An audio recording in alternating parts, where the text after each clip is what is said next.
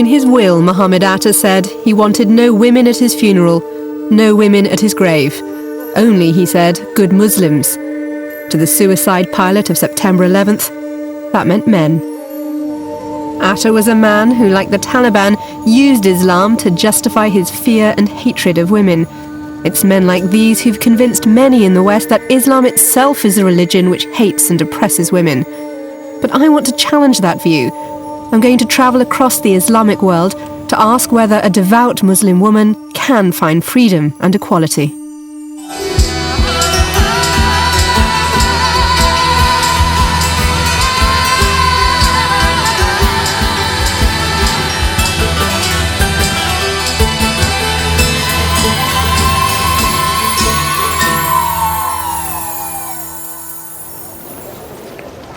I was born and brought up in Britain as a Muslim and have watched the rise of fundamentalist Islam with bewilderment.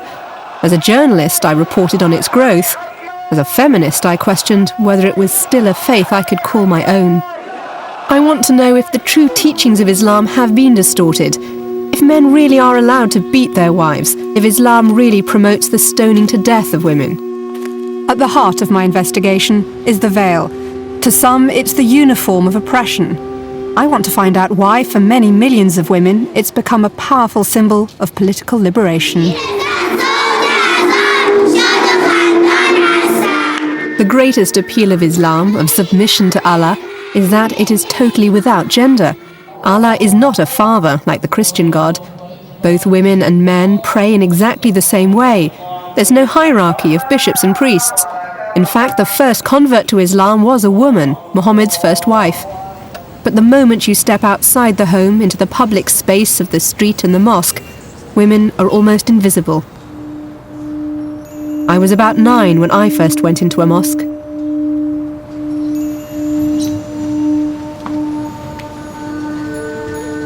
It was just like this the first time, was being crowded up here, all the women up here, and you realise there's this huge space down there and only the men are allowed. I've never ever been on the main floor of the mosque before. I was always up there, always trying to get the proper picture of what it looked like, and this is it feels like it was always meant to be. I do remember talking to my dad about it afterwards and saying it was really quite a horrible experience in the women's gallery, not what I expected at all. Even then, when I was 9 years old, it just didn't seem fair. But at least my generation didn't have to wear the veil. It seemed archaic. Now, girls much younger than me are taking it by choice. Why is it so important to them now? 25 years ago, I started, learning to read the Koran and going to the mosque. It never occurred to me that you'd be in a situation where second and third generation immigrants like myself would be choosing to wear a more strict form of the veil than their parents. My generation was told it wasn't in the Koran, but many now feel they have to wear it. The first Friday of Ramadan, Whitechapel Market in London's East End, and the heart of a large Muslim community. Here, it struck me that I was practically the only one not wearing a veil. Do you ever feel that because you dress the way you do, that you get given any grief on the street? They stare so badly. As if it's horrible. What kind of people stare at you? Any people. Non-Muslim, really. Exactly. Men look at us, innit? Men look at us. Some of our mums wear the thing, hijab and this, but they don't wear the niqab. Right. How does your mum feel about you wearing the niqab then? Proud. This is a good thing to wear it. I find it all very strange. They are just schoolgirls. But one of them said she feels naked without her hijab.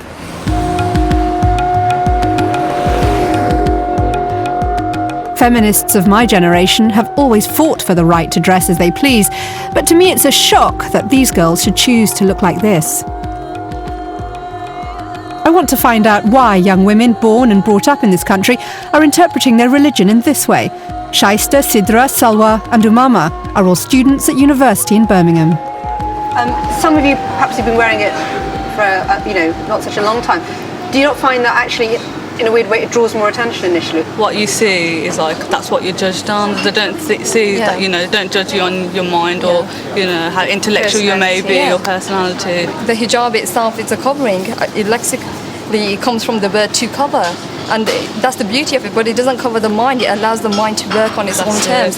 So you're more than an image. When I was growing up, I knew plenty of Muslim girls, but none of us ever wore the hijab. And I'm just interested why there seems an interest in rediscovering I feel that this society has progressed materially, yet spiritually they haven't. And I think looking around you, you think everything is so superficial. The Western society, all they lust for is power.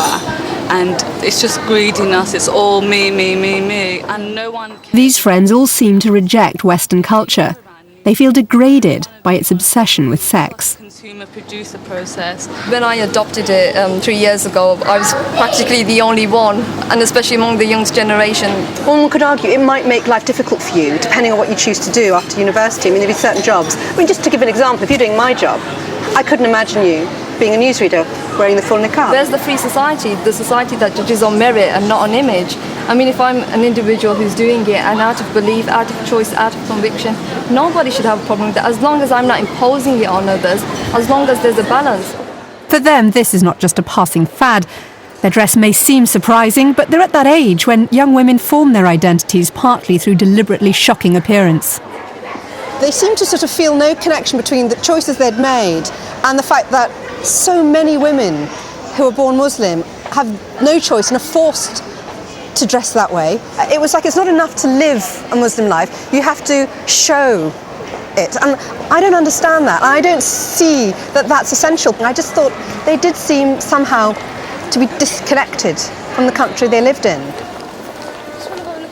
It's hard for a woman like me to understand the appeal of so strict, so confining a version of Islam, especially to young, educated British Muslims. It seemed as political as anything else, a strong statement of identity.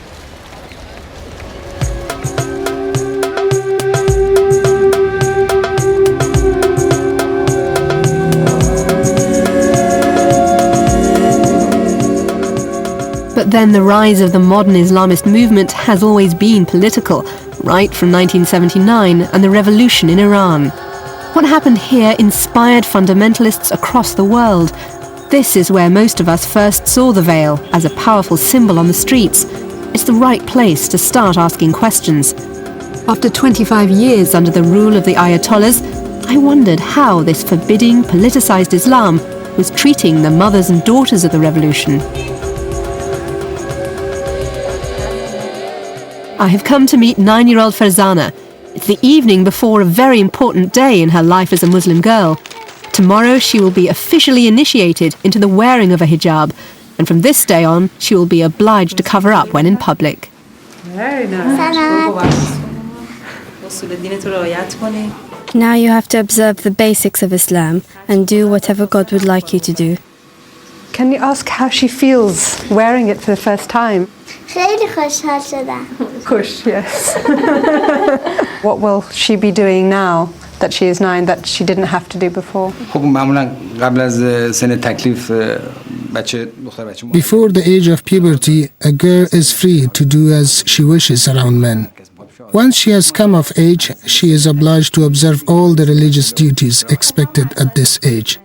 She has to say her prayers, she has to fast, and observe all the religious duties that are expected of her. Above all, she has to cover up. Some of Farzana's personal freedoms will be curtailed. She will no longer be able to play in the streets, but restricted to her apartment courtyard. Farzana will also not be allowed to go to the shop unaccompanied. This is to protect her honor as a young woman. Actually, we like a hijab. We have chosen to be covered up and no one is forcing us. Women who don't observe the full hijab are influenced by Western cultures. And if this hadn't influenced them, then I believe they too would wear the full hijab.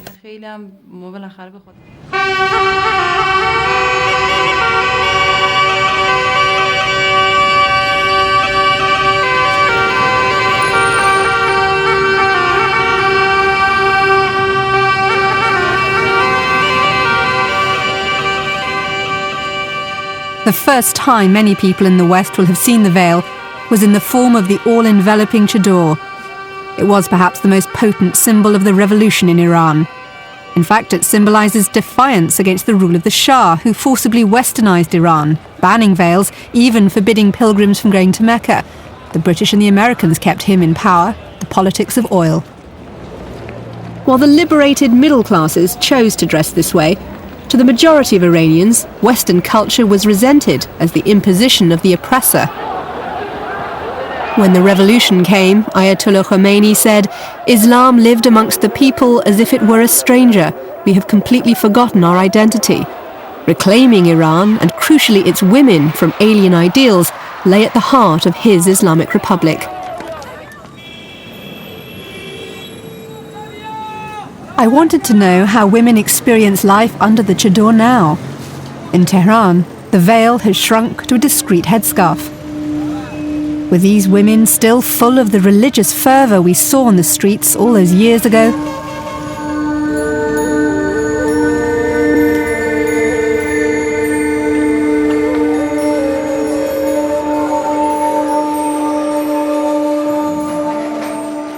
Farzana's taklif ceremony is unique to Iran. It's religious, but it is organised by the state, and it is held in a school rather than a mosque.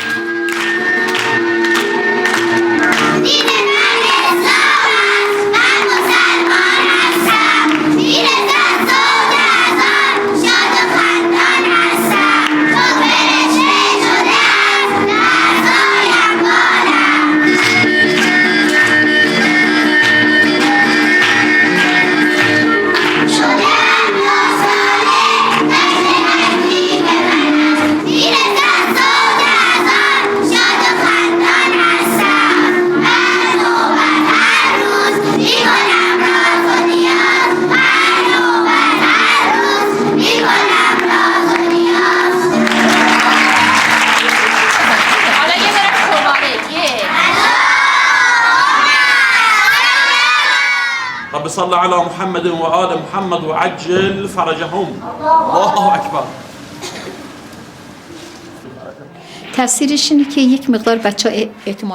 The major impact is that overnight these girls feel like grown-ups, and this gives them self-confidence, self-worth, and a sense of duty and responsibility to observe all the Islamic rituals expected of them.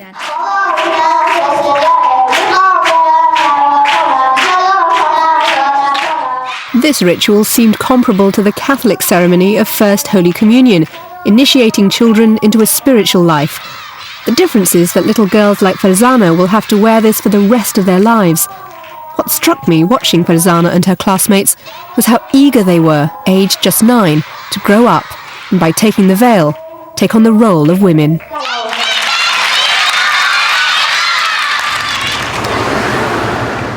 But on the other side of Tehran, I met another family who questioned the state's imposition of religion on their lives. This is 9-year-old Pantea and her family.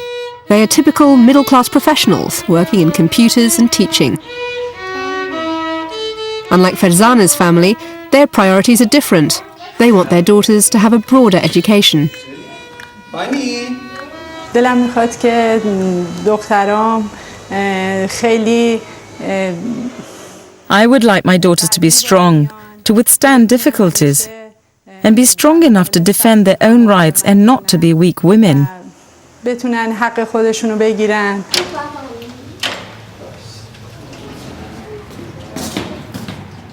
Pantea's granny and aunt live downstairs, and Granny remembers when things were different before the revolution.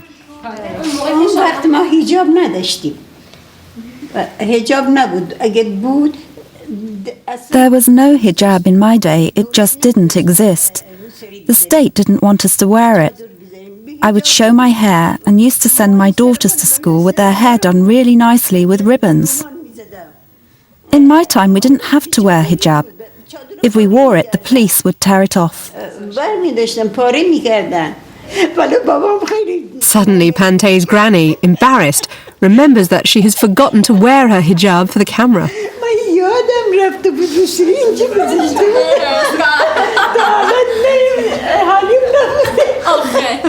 به نظر من I personally think that a girl of 9 is still a child and too young to wear a hijab. For example, up to the day before they turn 9, girls are allowed to play with their male cousins and relatives. Then suddenly they realize that they can no longer play with them anymore and that they have to be all covered up in front of them. I don't think it's fair for them to be separated out, even though all they do with each other is play some innocent childish games.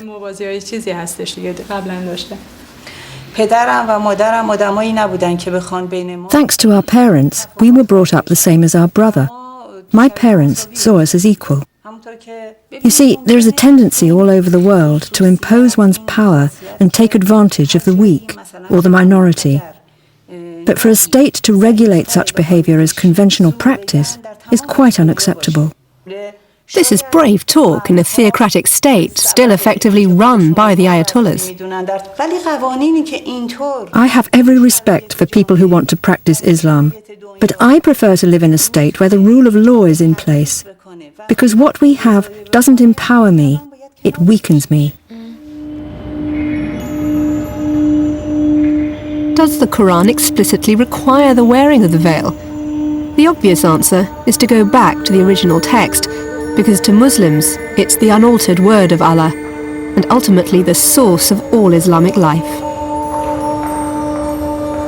There's actually no reference to it as such in the Quran. There's 2 verses which talk specifically about the way men as well as women should dress. It's Surah 24, verses 30 and 31. Say to the believing men that they should lower their gaze and guard their modesty. That will make for greater purity for them. And God is well acquainted with all that they do. And say to the believing women that they should lower their gaze and guard their modesty, that they should not display their beauty and ornaments, except what must ordinarily appear thereof, that they should draw their veils over their bosoms and not display their beauty, except to their husbands, their fathers, and it runs through a list of appropriate people. There are 7 references to the word hijab we found, but they're never meant in terms of a veil. The custom of veiling women didn't begin until about 3 generations after the Prophet's death, when ironically Muslims began to copy the Christians of Byzantium and the Zoroastrians of Persia. And now, to veil or not to veil comes down to how you interpret the phrase, not display your beauty. Liberals say it means covering your sexual parts. Others say it means covering your hair. While fundamentalists, like the Saudi Wahhabis, believe face and hands should be hidden as well. The veil has more recently become a symbol of Islamic authenticity because of its relation to the Prophet. There's only one reference which is in connection with women, and that's in connection with the Prophet's wives. When it talks about if people want to address the wives, that they should address them from behind a partition. And it's been suggested to me that that's more to do with a time when the Prophet and his family were almost under siege from followers, and it was a way of guarding their privacy. And the onus was on people coming to see them to be hidden, rather than the women themselves to be hidden from them. So there appears to be no specific requirement in the Quran to wear the veil, but tell that to the mullahs.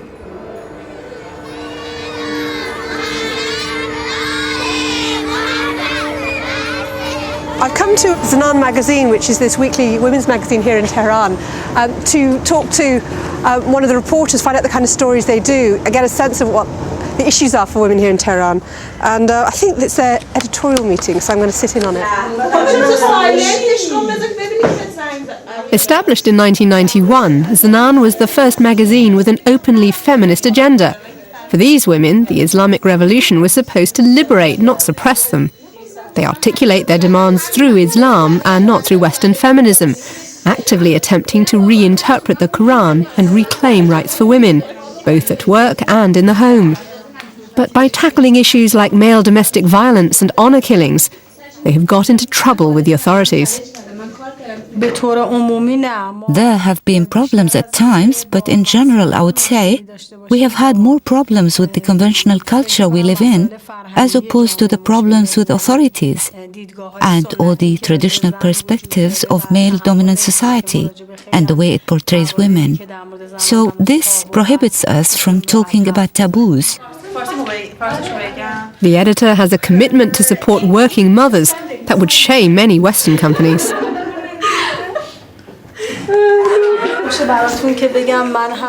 I brought up my children in this very office. They did their homework around this desk. At times they have fallen off the desks, but I'm sure this has a big influence on their characters. Now they have grown up, they are confident, self-sufficient and independent young women. This is all due to the fact that they grew up watching me as a career woman, taking life seriously and making it happen. Senior journalist Roya Karim Magd is shrewdly working the system, pressing for more rights for women. This, remember, is a country where a woman was stoned to death for adultery only the year before. Today, Roya is covering a story about getting compensation for the relatives of murder victims, blood money. She's off to see an Ayatollah in Qom, Iran's holiest city. So you're all ready with your chador in your hand? Yeah. Thank you. I decided to tag along.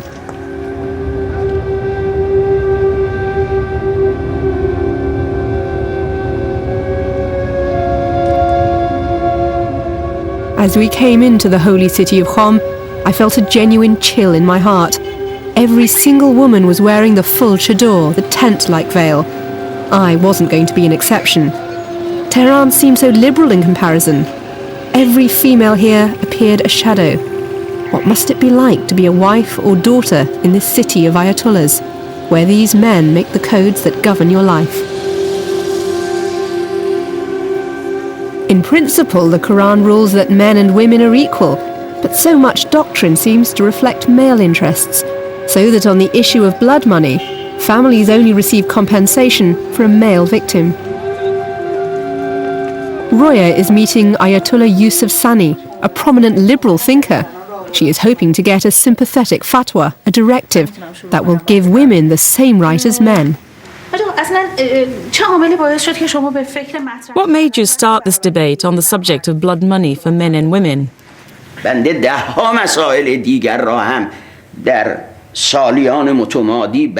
I personally have researched hundreds of subjects in the past. About 35 years ago, I talked about women judges. I used to shout in the holy city of Qom that women can become judges, and now I'm saying a woman can choose any kind of work and there is no religious boundary. Let's imagine that a father has killed his daughter. In such a case, there is no retaliation. He has to be imprisoned and pay blood money. So how would the Ayatollah justify equal compensation for women? Any doctrine that is contrary to the spirit of Quran is not credible. Remember that there are plenty of verses in the Quran that refer to justice, and one of the bases of Islam is justice. So I have compared this doctrine with the Quran and realized that they are not based on justice, and therefore I have rejected them. And he said that all things between men and women are equal. It's very important that for the first time one of these Ayatollahs can say these things. And little by little we can change many things in Iran. And it's very good for us. It's very good for us. This was a scoop for Roya, and as Ayatollah Sani was heading for the door, I wondered if he had equally progressive opinions on the age of girls' puberty.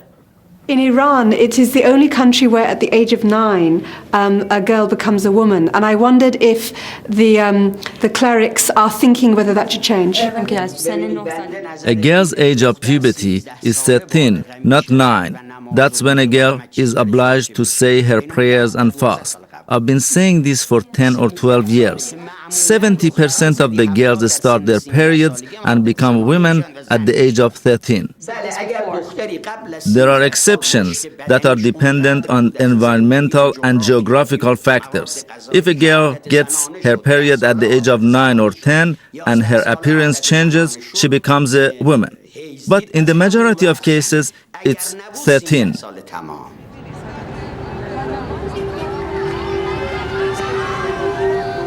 This flexibility and frankness from a senior cleric was a surprise to me.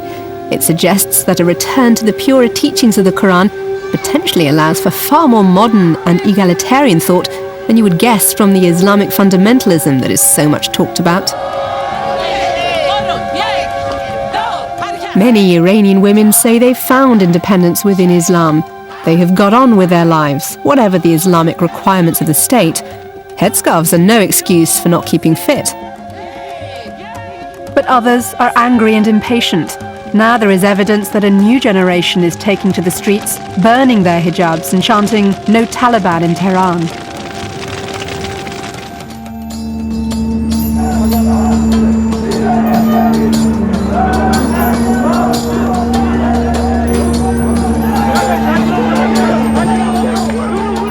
And yet in the very next country to Iran, the hijab is at the centre of an equally violent argument, but for very different reasons. In fact, the exact opposite. In Turkey, women are also taking to the streets. The difference is these women are fighting for the right to wear the veil, not to burn it.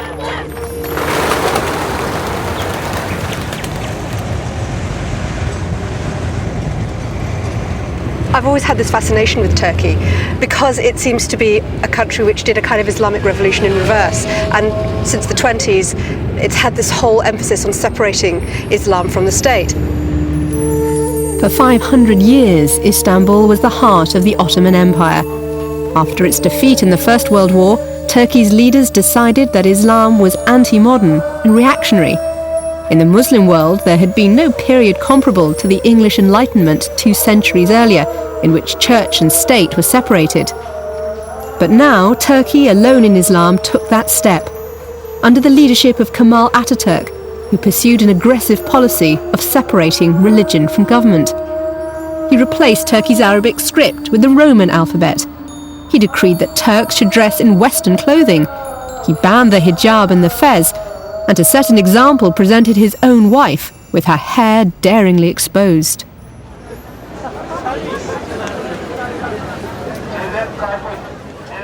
But you don't have to be in Istanbul for long to realise that Islam is still planted firmly in the lives of ordinary people. It's Ramadan, and it seems the whole city is waiting for the muezzin's call to end the fast. It's coming up to 20 to 5 and everyone's waiting for sunset, and everyone's just waiting until the time to eat. Some of them are buying it in advance, but people are just waiting, patiently waiting until that moment when they will all sit and eat together.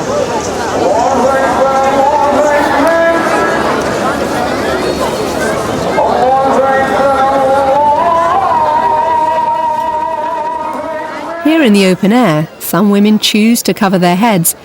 But if they were in any public building, as civil servants or students, the hijab would be forbidden. The state is terrified of the political symbolism of the veil. But for many girls brought up in traditional families, the hijab is a required public display of their faith. I met up with Hadija, a medical student, and her friends who've been banned from Istanbul University. They invited me to their flat to tell me what had happened to them.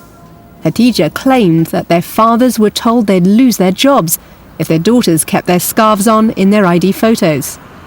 They said, if you don't give these photographs, we will take your fathers out of their jobs. Really? Yes, they threatened your fathers? They trade all of us. One day we saw a paper on the doors. We saw some of papers. Mm-hmm. It's written that you mustn't come like that with a scarf. Oh, if you come, we will give you punishments. We will punish you.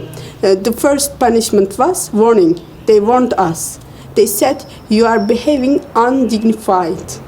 They said, you are disturbing the other students. Yes. They say, you terrorist, you are bad students. One day they would see we are not so dangerous.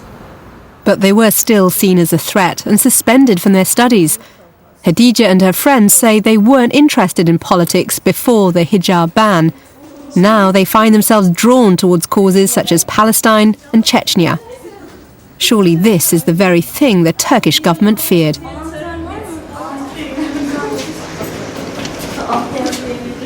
Coming away from meeting those girls, their families and they have really struggled to kind of come to the big city and transform their lives by trying to become doctors or nurses or going to university. And it seems just particularly shocking that the state is going to such extremes to persecute them.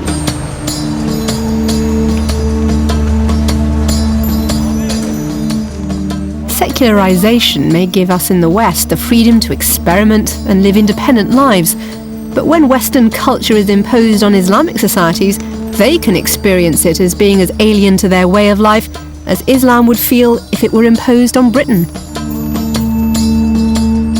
The government's hijab ban was introduced in 1998 because Muslim practices had been creeping back into the workplace. People have since been forbidden to pray at work. As a result, a lot of women, like the medical students, have lost their places at university or their jobs for defying this ban. Finding herself in this position, Tuba Accused set up a support organisation to help other women. This tells the whole story, and I want to show you that. This is a photograph from 1995 or 6. We graduated from our schools. Then this ban made us so we became so... Look like militants. Yeah, these people are angry. Does it create a kind of political activism in women who are being marginalized this way? I mean, this is very simple. If you force someone, if you suppress someone, you make her marginalized. It doesn't hurt anyone. But they say that by staying there with your hijab, you're imposing your worldview. But you, unhijabed woman, you also have a worldview and you're also imposing it to me. They are claiming that you're dividing the society by your hijabs, but it wasn't so. And I hope they can understand this before costing so many people's lives. This is a really human rights issue. Turkey is in a dilemma. It is a secular democracy, but by wearing the hijab, many women are challenging the secular state. Others, also good Muslims, say it's perfectly possible to separate religion and the state. In fact, it's more important now than ever. I'm going now to meet a journalist who stood in the recent elections on a very pro-secular ticket. She's campaigned a great deal on the importance of keeping things like this hijab ban. And in a sense, she's the person I want to ask about the they. You know, who are these people who seem so afraid of the hijab? What is it about the state that feels so under threat from Islam when ordinary Turkish people seem to have no fear and no problem at all? If you ask my personal idea, do I like the headscarf? And as a feminist, I will say no, I don't like it. And why? Because I think it's against freedom of the body. The hijab somehow is a problem, and I'm wondering why that should matter. You know, hijab is not the biggest problem, of course. I think it's a minor problem of a bigger problem, which is how do we put Islam and democracy together? Because, as you know, maybe better than me, Islam is a religion which is organizing your daily life. You cannot, in a Muslim country, you cannot have democracy if you don't have secularism. Because if Islam is going to rule our daily lives, then you cannot have democracy. You're saying it's impossible to have an Islamic state that is democratic. I want to live with the European standards of democracy in my country, which I think that these are the highest standards of democracy. Now, unfortunately, my country has become a test area for Islamic democracy. And I don't feel very happy about it. Zainab, herself a Muslim, fears men, mullahs, are lurking behind the hijab issue. She fears an Iranian-style reintegration of religion with the state. But ironically, by refusing to tolerate Islamic practices, her party is going against the will of the majority. It is not democratic. The trouble is that the hijab is used as a symbol by politicians and revolutionary movements for their own purposes. It can be interpreted as progressive or as reactionary. In the 2002 elections, the overtly Islamic AK Party won power, and of course on their agenda is the right for women to wear the hijab. But the first thing that strikes you when you meet their spokeswoman is that she chooses not to wear the hijab. Since we've been in Istanbul, we've met a lot of women who've lost their jobs or lost their place at college or university because they want to wear the hijab and they've been told they're not allowed to. Will your party have any plans to change that? Devlet kamu hizmeti verirken vatandaşlar When the state is offering a service to the public, it cannot discriminate between its citizens on grounds of language, sex, religion or race. It wouldn't be fair, and our constitution provides free education for everyone. So it would be a typical human rights violation not to allow students to attend school because of this problem. tipik bir insan hakları ihlalidir diye düşünüyorum. Do you think it will be hard to change the way so many state institutions at the moment refuse to allow women these freedoms? Is that something difficult to change? Toplumsal mutabakatın bu anlamda çok önemli olduğunu National consensus is very important on this issue. According to two surveys, between 60 and 70% of women in Turkey cover their heads, in line with their beliefs. This is too big a percentage to ignore. You cannot conduct politics as if women do not exist. siyaset de yapamazsınız. The test for Nimet Gulbakai's AK Party, now in government, is whether they will tolerate the secular as well as the Islamic. Up to now, the modern Turkish state has been terrified of the political symbolism of the veil because they fear religious fundamentalism taking over Turkey. The irony is that it's the secular state that has come to be seen as oppressive, denying religious freedom.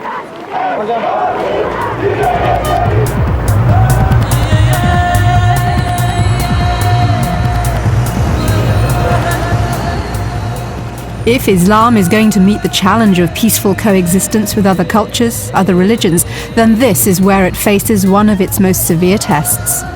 Malaysia's population is a little over 50% Muslim. It's a hodgepodge of ethnic and religious minorities, Chinese, Hindu and Christian. Kuala Lumpur is a noisy, hedonistic city, not a mullah in sight.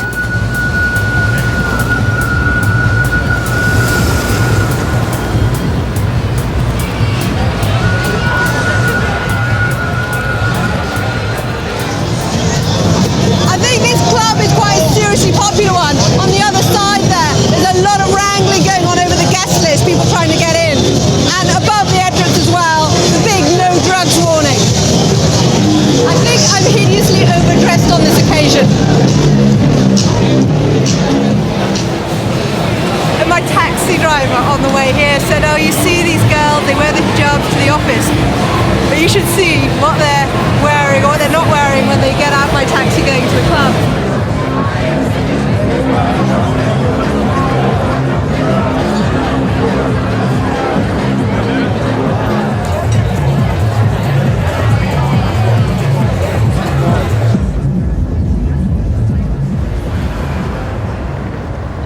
Malaysia's governing party is Muslim, and though it's widely seen as corrupt by the voters, it runs a genuinely secular, multicultural society.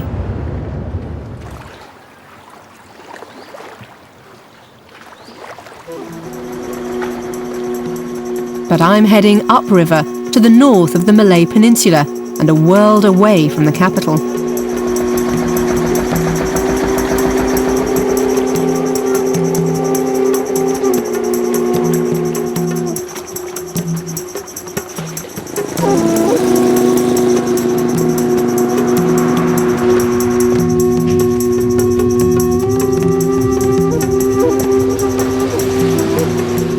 This is Kelantan, the heartland of an Islamic fundamentalist party that is now the official opposition. The party Islam Se Malaysia, PAS for short, has been in power here on and off for 30 years. From the moment you arrive here, there is no mistaking that you are now entering a re-Islamicized zone.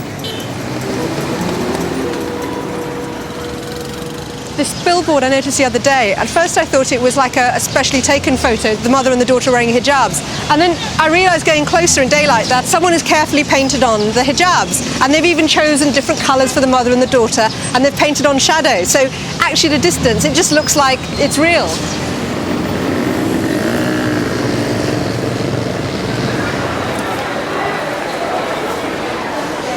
first glance, just a very modern supermarket.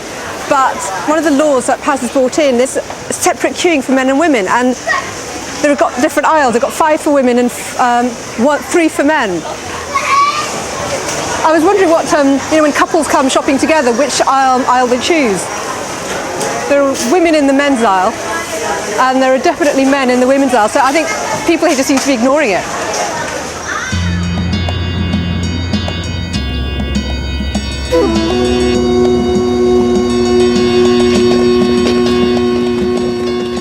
It's eerie, almost unique in Southeast Asia.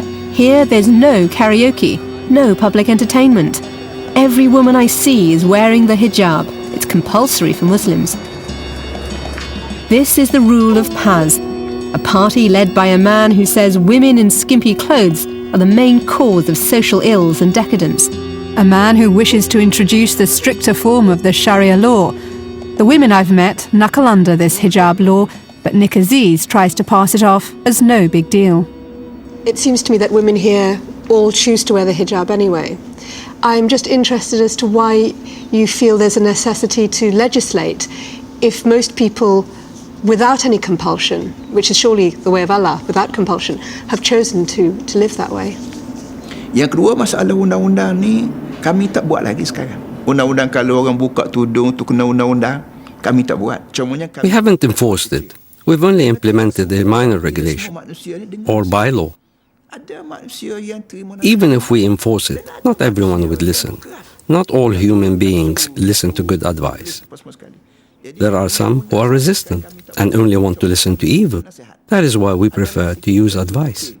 There is a concern that you see women as being morally weaker, and in a sense women are responsible for men's behaviour. Everything which could lead to adultery has to be banned. That's why we close down discos and nightclubs, to curb the possibility of committing adultery, abandoned babies and rapes. I consider a woman's voice as part of her aura and her clothing as well. Women's clothing to me is very important because a woman who is wearing the hijab won't attract men's attention. But even I, myself, as a man, can get easily aroused and lust after a woman without hijab. If a man sees a woman who exposes her body, it is very hard for him to contain himself. That's why we have banned women from singing and wearing clothing that exposes the body. In nightclubs, there is singing, men can easily mix with the women, take drugs, hugging each other, rapes. Could you tell me, is this a good place or what? His voice is gentle, his words shocking. The problem, he believes, is women's sexuality and men's lack of self-control. And while Nick Aziz struck me as devout, he clearly believes people can't be trusted to make their own moral choices. This market is named after Khadija, the Prophet's first wife, who was a successful businesswoman, as are these women of Kelantan. In fact, 80% of the businesses in Kelantan are run by women.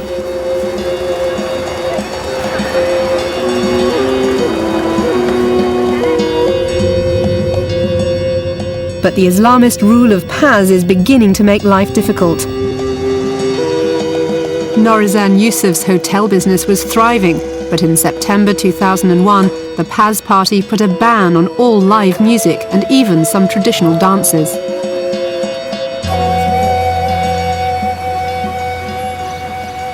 I'm trying to understand how Paz parties' ban on certain kinds of entertainment like this traditional dance, has it affected you and your business at all? Actually, I'm not quite happy for this band entertainment. I'm not quite happy for my business, especially my hotel. I'm not quite happy for this role party, Paz party. Brave of Norizan to say that in public. But she herself is a devout Muslim, and her family have never questioned their faith. Like most people in Kelantan, it's part of their daily life. They don't need the draconian enforcement of the Paz party. مالك يوم الدين إياك نعبد وإياك نستعين